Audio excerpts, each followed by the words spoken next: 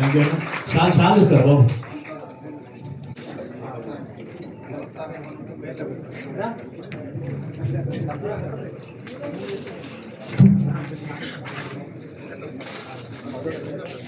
జై బీసీ.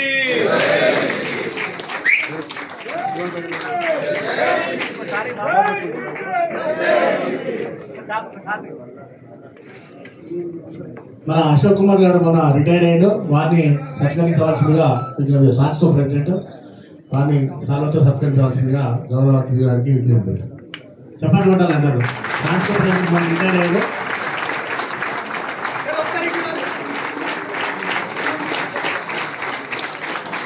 దయచేసి మరి ఎంపీగా బయలుదేరుతున్నారు, మీరందరూ ఇక్కడే కూర్చోవాలి. కుమారస్వామి గారు కంటిన్యూ చేయవలసిన విజ్ఞప్తి. మన రామలింగం గారు ఒక పాట పాడవలసిందిగా కోరుతున్నాం. మార్నింగ్ వచ్చి ఇవాళ కలెక్టరేట్ లో మీటింగ్ ప్రోగ్రామ్స్ ఉంటే కూడా వాటన్నింటినీ క్యాన్సిల్ చేసుకొని మన మీద ఎంతో అభిమానంతో ప్రేమతో ఇక్కడ రావడం జరిగింది. వారికి ప్రత్యేకమైనటువంటి ధన్యవాదాలు తెలియజేస్తూ మరి ఈ కార్యక్రమాన్ని ఉద్దేశించి ముందుగా మన రాష్ట్ర అధ్యక్షుడు కుమారస్వామి గారిని 2 నిమిషాలు మాట్లాడాల్సిందిగా కోరుతున్నాం. 19వ రాష్ట్ర మహాసభ మరియు 2025 డైరీ కార్యక్రమానికి వచ్చేసినటువంటి సోదరులకు నాయకులందరికీ కూడా తెలంగాణ విద్యుత్ బీసీ ఉద్యోగుల సంక్షేమ సంఘం తరఫున స్వాగతం సుస్వాగతం తెలియజేస్తూ, అదేవిధంగా గౌరవనీయులు పెద్దలు ఈటల రాజేందర్ గారు మనం పిలవగానే వారి యొక్క సమయాన్ని చాలా బిజీ ఉండే సార్, ఢిల్లీలో ఉండే నిన్ననే తప్పకుండా రావాలని చెప్పి మనం విన్నవించడము, వారి యొక్క అమూల్యమైన సమయాన్ని ఇచ్చి మన కార్యక్రమానికి వచ్చినందుకు వారికి ప్రత్యేకంగా మనకు సంఘం తరఫున ధన్యవాదాలు తెలియజేసి, ఎందుకంటే మన రాజేందర్ గారు ఫస్ట్ మనము నెట్ కాంపౌండ్ లో మన బిల్డింగ్ ఫౌండేషన్ రోజు కూడా వారు రావడం జరిగింది. అదేవిధంగా బిల్డింగ్ ఇనాగ్రేషన్ కూడా రావడం జరిగింది. మధ్యలో వారు ఫైనాన్స్ మినిస్టర్ గా ఉన్నప్పుడు మనకు వరంగల్ ఉస్మానియా యూనివర్సిటీ ఆడిటోరియంలో మన సంఘం తరఫున వారు రావడం జరిగింది. అంటే మనం అంటే విద్యుత్ బీసీ ఉద్యోగులు, ఎందుకంటే మన రాష్ట్రంలో ఈ విద్యుత్ అంటే ఒక డిపార్ట్మెంట్ లోపల బ్యాక్వర్డ్ క్లాసెస్ సంబంధించి ఇంత పెద్దన యూనిట్ గా ఆర్గనైజ్ చేస్తున్నటువంటి సంఘం లేదు. అందులో మన యొక్క ఐకమత్యంగా పోరాడుతున్నాం కాబట్టి మనకు ఆర్ కృష్ణ గారు గౌరవ అధ్యక్షులు ఉండే వారి ఆధ్వర్యంలో ఏ డిపార్ట్మెంట్ లో కూడా బీసీ సంఘాలకు లేదు. కానీ మనకు బీసీ ఉద్యోగుల సంక్షేమ సంఘానికి విద్యుత్ సంస్థలలో గుర్తింపు పొందే సంఘంగా ఉన్నాము. తర్వాత అన్ని ఫెసిలిటీస్ కూడా మనకు యాజమాన్యాలతో మనం సాధించుకున్నాం, మన అందరి యొక్క కృషి. ఎందుకంటే వారికి మనకు హామీ ఇచ్చారు, తప్పకుండా రావాలని వచ్చినందుకు వారికి ధన్యవాదాలు తెలియజేస్తూ, మన రాష్ట్ర ప్రధాన కార్యదర్శి ముత్యం వెంకయ్య గౌడ్ గారు, మరి రాష్ట్ర కార్యవర్గ సభ్యులు, మరి కంపెనీ కార్యవర్గ సభ్యులందరికీ కూడా స్వాగతం సుస్వాగతం తెలియజేస్తూ, ఇక్కడ ఎందుకంటే ఇప్పుడు ప్రత్యేకమైన పరిస్థితులు మన విద్యుత్ సంస్థలలో మనకు ఉన్నాయి. మనకు సెప్టెంబర్ 4వ తారీఖు విద్యుత్ బీసీ మరి ఓసీ ఉద్యోగుల జేఏసీ నుంచి పెద్ద ఎత్తున మన మహాధర్నా నిర్వహించడం జరిగింది. దాదాపుగా 2 సంవత్సరాల నుంచి కూడా గతంలో బీఆర్ఎస్ ప్రభుత్వం ఉన్నప్పుడు మనకు ప్రధానంగా 2 సమస్యల మీద మన విద్యుత్ సంస్థలలో మనం ఉద్యమాన్ని కొనసాగిస్తున్నాము. మనకి ఎందుకంటే ఎస్సీ ఎస్టీ అంటే ప్రమోషన్లలో రిజర్వేషన్ సంబంధించి, కాన్సిక్వెన్షియల్ సీనియారిటీకి సంబంధించి మనం ఏం వ్యతిరేకం కాదు. రాజ్యాంగబద్ధంగా రావాల్సినటువంటి హక్కులు ఖచ్చితంగా ఎస్సీ ఎస్టీ ఉద్యోగులకు రావాల్సిందే. కానీ గతంలో ఎప్పుడో 2003లో ఇచ్చినటువంటి జీవోలను తప్పుగా లోపభూయిష్టంగా అమలు చేయడం జరిగింది. అంటే మనకు రాజ్యాంగబద్ధంగా ఏమి రావాలి అంటే ప్రమోషన్లలో రిజర్వేషన్ ఉంది, అది ఎప్పుడు అడిక్టేసి లేకుంటేనే ఇవ్వాలనేది ఉంది. తర్వాత ఒకసారి ఎస్సీ ఎస్టీ ఉద్యోగులు పదోన్నతి పొందిన తర్వాత అంటే రోస్టర్ లో రిజర్వేషన్ అనుభవించి వచ్చిన తర్వాత మళ్ళీ వాళ్ళకి ఆ కాన్సిక్వెన్షియల్ సీనియారిటీ ఇవ్వాలన్నా కూడా వాళ్ళకు అడిక్టేసి లేనప్పుడు మాత్రమే ఇవ్వాలి. కానీ మన విద్యుత్ సంస్థలు కానీ కొన్ని డిపార్ట్మెంట్ల లోపల లోపభూయిష్టంగా అమలు చేయడం వల్ల వాళ్ళు అడిక్టేసి ఉన్నా కూడా రిజర్వేషన్ ఇవ్వడం వల్ల ఈ రోజు హయ్యర్ పొజిషన్ లోపల అంటే దాదాపు ఇప్పుడు చీఫ్ ఇంజనీర్ క్యాడర్ లో ఇంకా బీసీఓసీలు లేరు. తర్వాత ఎస్సీ క్యాడర్ కూడా దగ్గర పడతా ఉంది. తర్వాత డిఈ క్యాడర్ లో కూడా ఇంకొక 5 సంవత్సరాలు కనుక ఇదే పాత పద్ధతిలో లోపభూయిష్టంగా కనుక అమలు చేసినట్లయితే ఇక నెక్స్ట్ డిఈ క్యాడర్ లో కూడా బీసీలు వచ్చే అవకాశం లేదు. అంటే మనం ప్రమోషన్లలో రిజర్వేషన్ వల్ల మనకు హయ్యర్ క్యాడర్ లో మన బీసీ కమ్యూనిటీస్ నుంచి ఈ రాష్ట్రంలో 56% ఇప్పుడే ప్రభుత్వ లెక్కలు కూడా బయటకు వస్తాను 56% ఉన్నా కూడా చీఫ్ ఇంజనీర్లలో ఒకరిద్దరు ఉండే పరిస్థితికి మన వాళ్ళు వచ్చారు. అందుకే మన గతంలో 2011లో ఇక్కడ ఉమ్మడి రాష్ట్రంలోనే ఆనాడు రాష్ట్ర ప్రభుత్వ ఉద్యోగులు హైకోర్టులో రిట్ చేయడం జరిగింది. హైకోర్టులో విచారణ పూర్తి తర్వాత 2018లో ఒక జడ్జిమెంట్ వచ్చింది. ఆ జడ్జిమెంట్ చెప్పినది ఏంటంటే హైకోర్టు సుప్రీంకోర్టులో ఈ ప్రమోషన్లలో రిజర్వేషన్ మీద ఒక హిస్టారికల్ జడ్జిమెంట్స్ 2 జడ్జిమెంట్లు ఉన్నాయి. నాగార్జున కేసు, తర్వాత journal Singh case. Nagarjuna case ఏమో 2006లో వచ్చింది, జర్నల్ సింగ్ కేసు ఏమో 2018లో వచ్చింది. ఆ తీర్పుల సారాంశం బట్టి ఎక్కడైతే అడిక్వేసి ఉండగా కూడా ప్రమోషన్లలో రిజర్వేషన్లు కాన్సిక్వెన్షియల్ సీనియారిటీ ఇచ్చిండ్రో అలాంటి పదోన్నతులన్నిటిని కూడా రివ్యూ చేసి ఈ రాష్ట్రంలో అన్ని డిపార్ట్మెంట్లు ఇంక్లూడింగ్ మనకు విద్యుత్ సంస్థలు కూడా అమలు చేయాలని చెప్పి హైకోర్టు తీర్పిచ్చింది.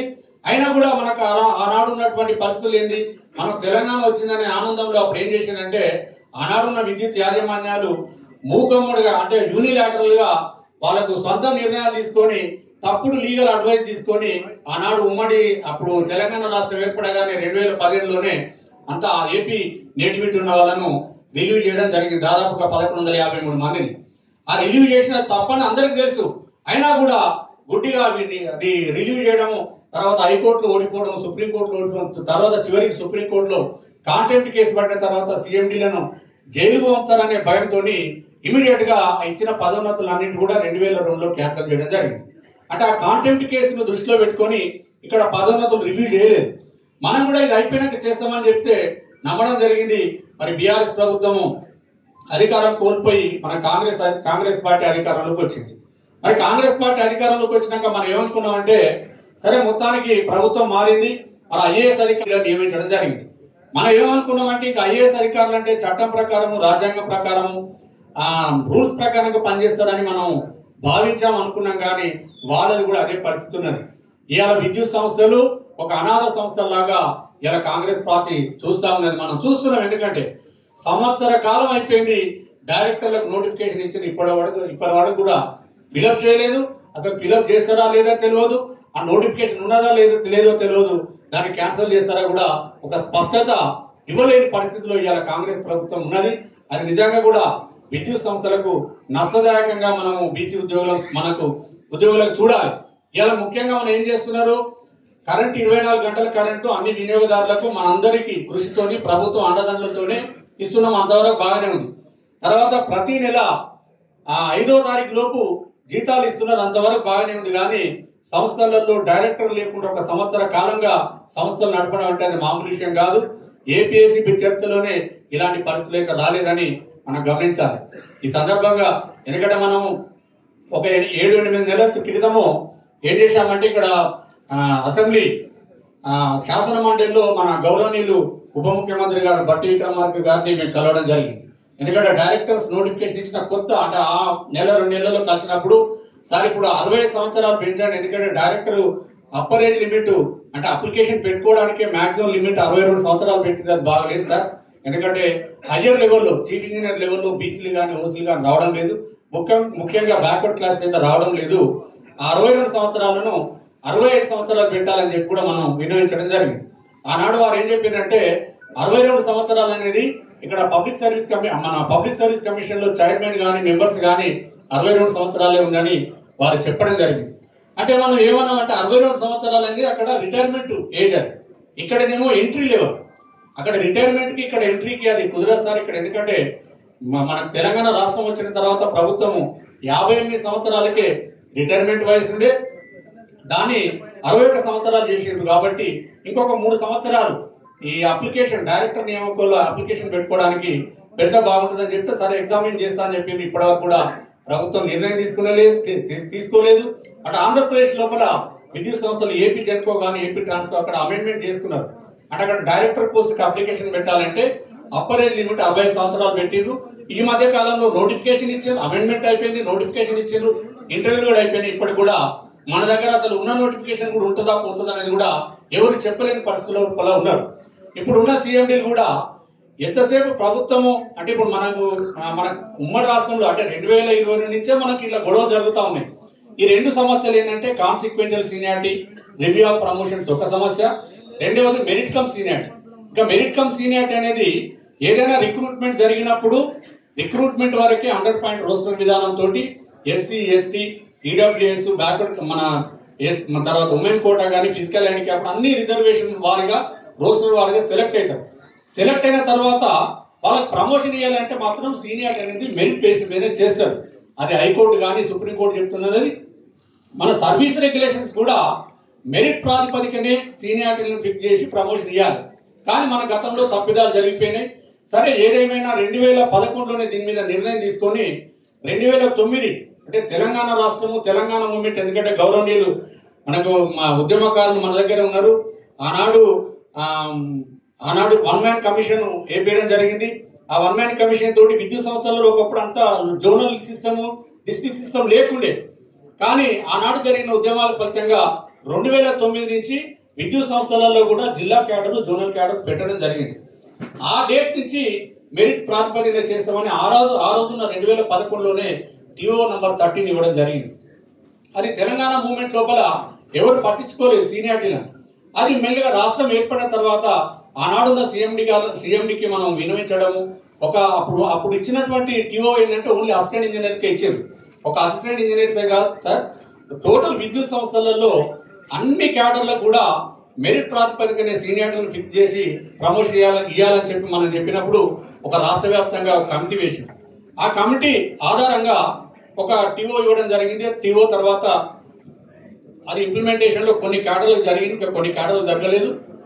ఈ లోపల మనకు గొడవలు జరుగుతూ ఉన్నాయి. అటు ఎస్సీ ఎస్టీ ఎంప్లాయీస్ అసోసియేషన్ కానీ, ఇక్కడ బీసీ ఎంప్లాయీస్ అసోసియేషన్ కానీ, యాజమాన్యానికి మనకు ప్రభుత్వానికి గొడవలు జరుగుతాయని మనం అనేక కార్యక్రమాలు కూడా చేసినాం. ఈ సందర్భంగా రాష్ట్రం ప్రభుత్వం మారింది. మరి కాంగ్రెస్ ప్రభుత్వం వచ్చిన తర్వాత మనకు ఐఏఎస్ అధికారులు మనకు న్యాయం చేస్తారంటే వాళ్ళు కూడా ఏం చేసే పరిస్థితి లేదు. ఆ రోజు 2022లో ఇచ్చినటువంటి ప్రమోషన్లు కండిషనల్ బేస్ మీద ఇచ్చారు. ఇప్పుడు ఇక కొత్త సిద్ధాంతం తీసుకొచ్చింది ఏంటంటే అడాక్ బేసిస్ మీద వేల మందికి ప్రమోషన్లు ఇచ్చేసారు. సీనియారిటీ లేవు, ఏమి లేవు, ఇయర్ ప్యానల్ లేదు, అసలు ఇష్టానుసారంగా అడాక్ బేసిస్. ఇప్పుడు ఏమైతుందంటే హైకోర్టు, సుప్రీంకోర్టులలో ఆ రోజు మన దగ్గర ఉన్న సర్వీస్ అసోసియేషన్లు ఉన్నాయి. ఆ రోజు బాగా ఆందోళన చేసిండ్రు. మరి అందరినీ రివర్సల్ ఇచ్చినప్పుడు ఎవరు మాత్రం మళ్ళీ మాట్లాడలేదు. అంటే 2015లో తీసుకున్న ప్రమోషన్ 2022లో మళ్ళీ 0 అయిపోయింది. రివర్షన్లు ఇప్పుడు ట్రాన్స్కో డెన్కోలో చాలా మంది ఇంజనీర్స్కి వచ్చినాయి. వాళ్ళని ఎవరు పట్టించుకునే పరిస్థితి లేదు. ఇప్పుడు సీఎండీలు ఇప్పుడున్న యాజమాన్యాలు ఏం ఆలోచిస్తున్నాయి, ఏమైతుంది, అడాక్ బేసిసే కదా ఇచ్చేదామని ఇచ్చేసి మన వాళ్ళు కూడా అంత చప్పట్లు కొట్టి ప్రమోషన్లు తీసుకున్నారు. అడాక్ బేసిస్ అనేది కేంద్ర ప్రభుత్వ నిబంధనల ప్రకారం అడాక్ ప్రమోషన్ అనేది సంవత్సర కాలం పాటు ఇవ్వాలి. సంవత్సరం తర్వాత ఖచ్చితంగా రెగ్యులర్ ప్రమోషన్ ఇవ్వాలి. మరి అసలు ఇవ్వలేని పరిస్థితిలో ప్రత్యేకమైన పరిస్థితులు ఉంటే తప్ప అడాక్ బేసిస్ మీద ఇవ్వకూడదు. ఈ రోజు ఏమైతుంది, హైకోర్టు చేసినా కూడా సింపుల్ గా మేనేజ్మెంట్ ఏం చెప్తుంది అంటే హైకోర్టులో ఇది ad hoc base promotion sir, regular promotion కాదు అని ఇమీడియట్ గా రద్దు చేస్తారు. రద్దు చేసినప్పుడు నష్టపోయేది కూడా మనమే.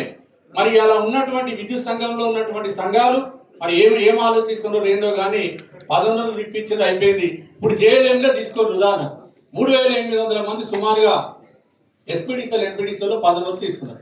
అవన్నీ అడాక్ కూడా తెలియదు, మళ్ళీ అన్ని బెనిఫిట్లు ఇస్తున్నారు.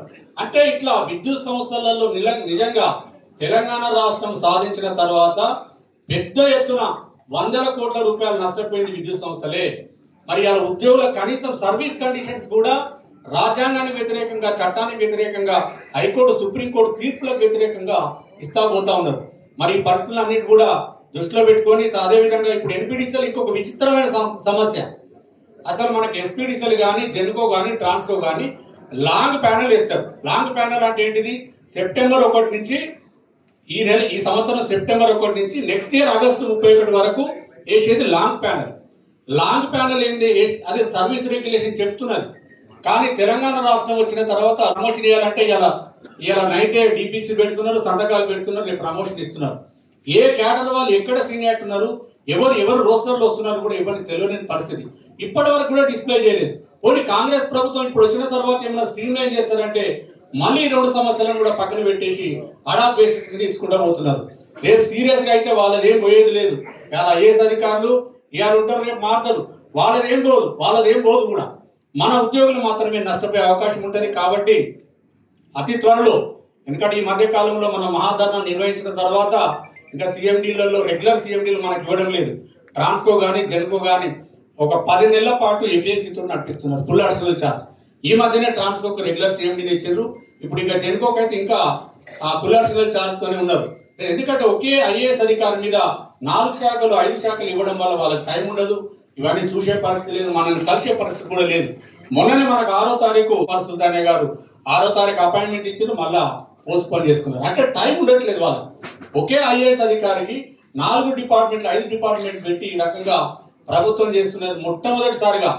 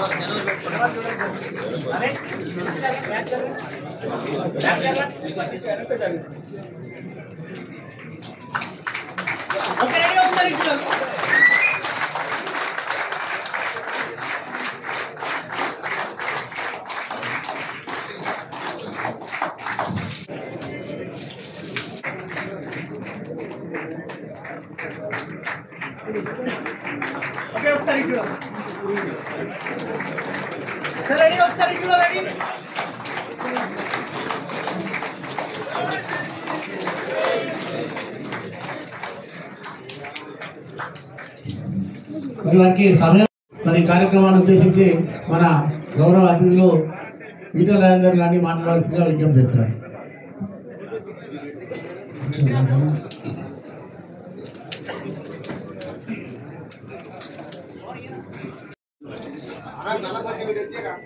పన్నెండు సంవత్సరాలు గడిచిపోయింది. 12వ సంవత్సరం క్యాలెండర్ని డైరీని ఆవిష్కరించుకున్నటువంటి మీ అందరూ కూడా పేరుతున్న శుభాకాంక్షలు. సంఘ అధ్యక్షులు మిత్రులు కుమారస్వామి గారు, పెద్దలు ముత్యం వెంకన్నగౌడ్ గారు, రమేంద్రరావు గారు, యాదగిరి గారు, రవీందర్ గారు,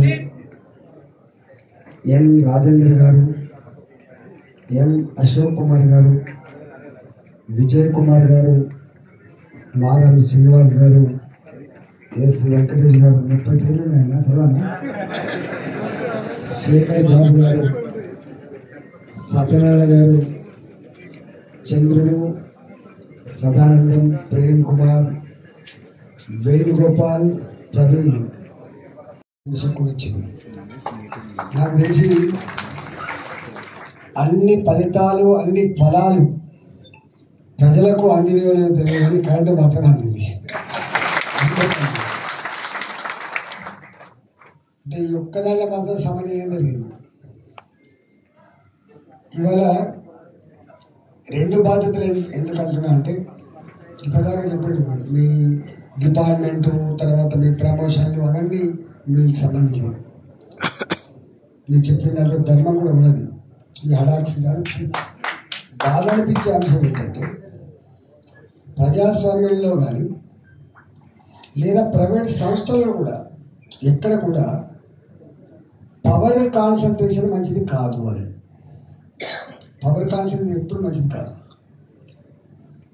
నేను 2 సూత్రాలు చెప్తా ఉంటాను ఎప్పుడు. Concentrated economy leads to poverty. Concentrated power leads to anarchy. ఇవాళ అన్ని రంగాల్లో ఒక్క దగ్గర నిర్ణయిస్తేనే అన్ని జరిగిపోతున్నటువంటి భావన అవుతుందో అది తప్పు అని తెలియదు. ఎప్పుడు కూడా ఇవాళ పైన ఉన్నటువంటి సీఎం నుంచి మొదలుపెట్టి డైరెక్టర్లు కిందాక ఉన్నటువంటి మా ఆర్టిజన్ కార్మికులతో సహా అందరూ ఇది నా సంస్థ అనుకోకపోతే దాన్ని ఓన్ చేసుకోకపోతే ఇది ఇంత స్థాయికి ఇదిగా ఆస్కారం ఉండదు. మనుషుల అంతస్తు వేరుండొచ్చు కానీ మనుషుల ఆలోచన కానీ మనుషుల కమిట్మెంట్ కానీ తపన కానీ గంటే ఉంటున్న విషయం మీరు మర్చిపోవద్దు. నా ఆర్టిజన్ పైన ఉండే సీఎండి కూడా గంటే తప్ప ఉంటుంది. ఆయన ఎక్కువ తపన ఉండి మా తక్కువ తపన ఉండేటువంటి. అందువల్ల ఇవాళ ఎందుకు ఇట్లా జరిగిపోతుంది అంటే ఇక్కడ ఒక్క బాస్, నేను కూడా చూసిన కాబట్టి చెప్తున్నా, చాలా సందర్భాల్లో ఒకసారి ముఖ్యమంత్రి కలిపియండి, ఒకసారి ముఖ్యమంత్రి గారితో మాట్లాడి అంటే మాట్లాడలేకపోయింది. అంటే ఇంత గొప్ప వ్యవస్థలు నడిపేటువంటి ఉద్యోగ సంఘాలుగా బాధ్యత కలిగినటువంటి వ్యక్తులుగా సమాజం గురించి సలహాలు ఇవ్వాలన్నా నడుపుతున్నటువంటి ఎంప్లాయీస్ యొక్క సమస్యలు చెప్పుకోవాలన్నా కూడా పెద్దలు వినకపోతే ఇంకెందుకోసం ఉన్నట్టు పదవులని అనిపిస్తుంది. మనం మంచిగా కదా, మీకు ఐడియా ఉండాలి. ఎంప్లాయీస్ ఎలక్ట్రిసిటీ ఎంప్లాయీస్ మీటింగ్ పెట్టాం. ఇక్కడ వెంటుకాపూర్లో పెట్టాం, అంతకాలంలో అక్కడ కూడా పెట్టాం. ఇక్కడ ఎగ్జిబిషన్ గ్రౌండ్లో పెట్టాం. బీసీలో మనం పెట్టాం, కరెంట్ వాళ్ళ శంకారం పెట్టాం. అప్పుడు ఏమన్నా చూసిందా, అన్ని వేసి చూడు నన్ను వేసి చూడు బిడ్డ, కరెంట్ కనుక నీ ఆపైతే నీ కథ అయిపోతా అని చెప్పిన మనం. అంటే ఆనాడు ఉద్యమంలో కరెంట్ వాళ్ళ ఇంపార్టెన్స్ కథ కనపడింది. కానీ ఇవాళ కరెంట్ వాళ్ళకు ఇంతకుముందు అంటారు కదా, మా ప్రమోషన్ ఇవ్వడానికి మాతో చర్చ జరపడానికి న్యాయం ఏందో తెలుసుకోవడానికి ఇంత కథ పడుతుందా అని చెప్పి ఇవాళ నేను అడుగుతా ఉన్నాను. ఇది మంచిది కాదు. నేను నాకు గుర్తు చేసిన వల్ల మిడ్ కాంపౌండ్ కూడా వచ్చింది. అది నన్ను సగం కలిసేసింది. అయితే ఉండాలి. ఆనాడు ఆర్టీసీ కార్మికులు సమ్మె చేస్తున్న సందర్భం అది. అంతకుముందు మున్సిపల్ కార్మికులు సమ్మె చేసిండ్రు, అంగన్వాడీ టీచర్ సమ్మె చేసిండ్రు, అది సమ్మె జరుగుతూ ఉంది.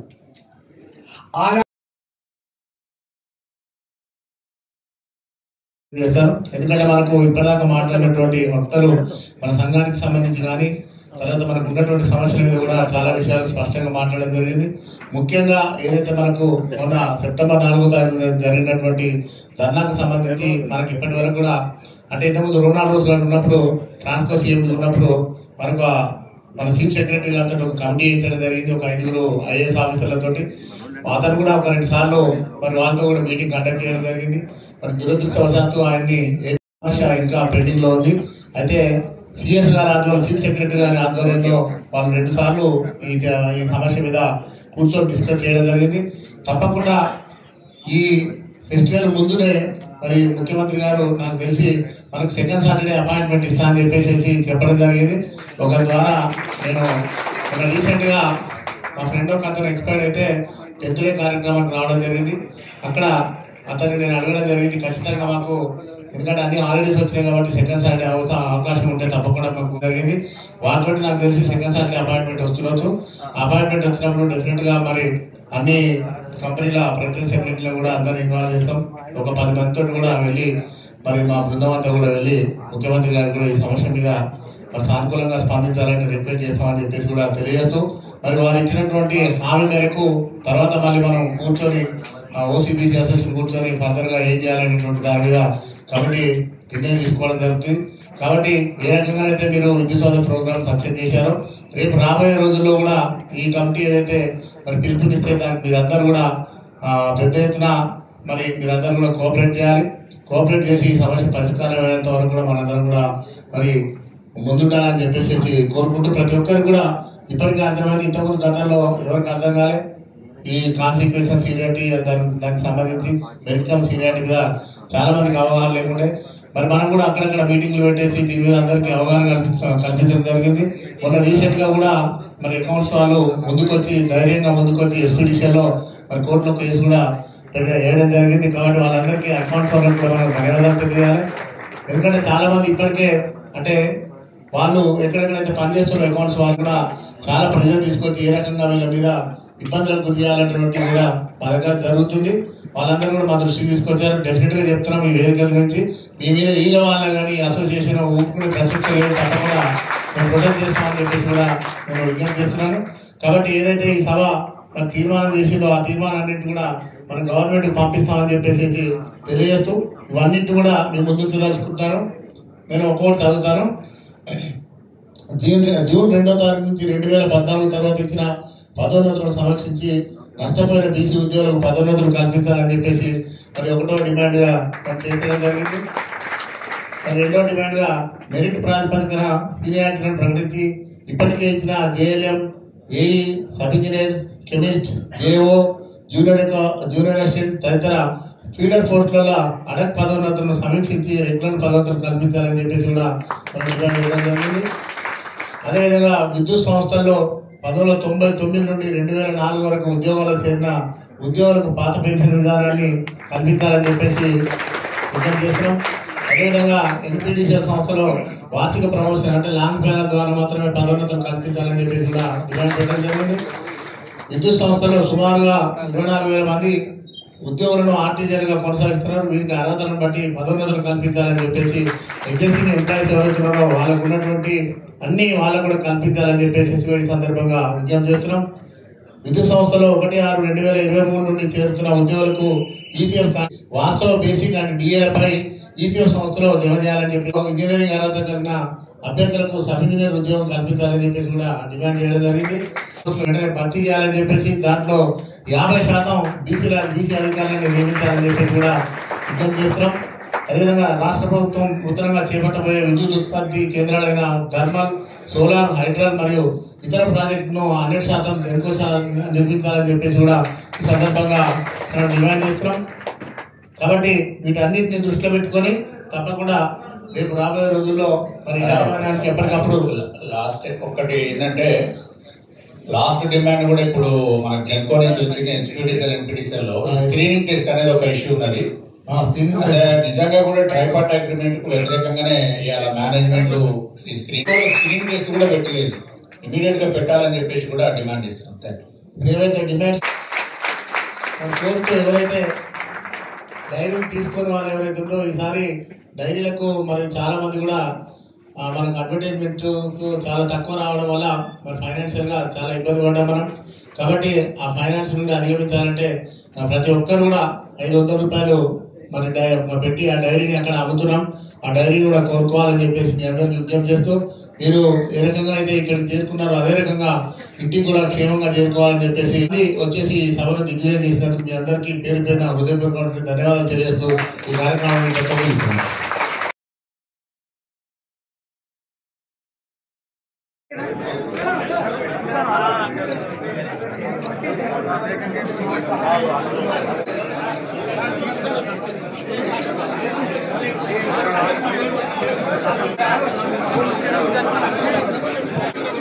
కొంచెం వెనకాల జరగండి.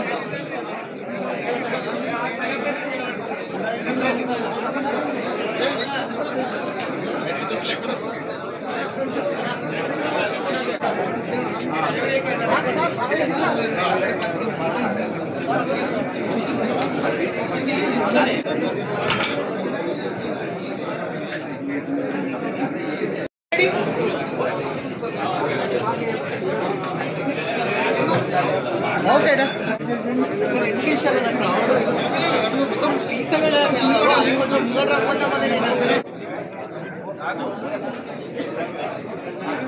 ఓకేడా యా హియర్ అవి అన్నా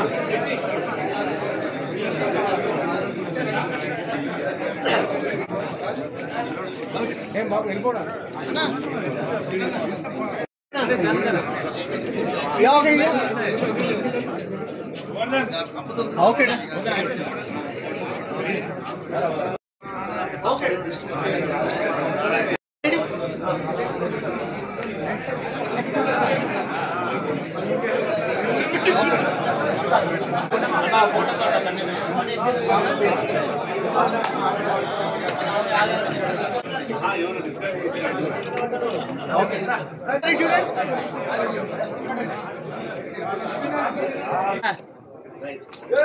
ఓకే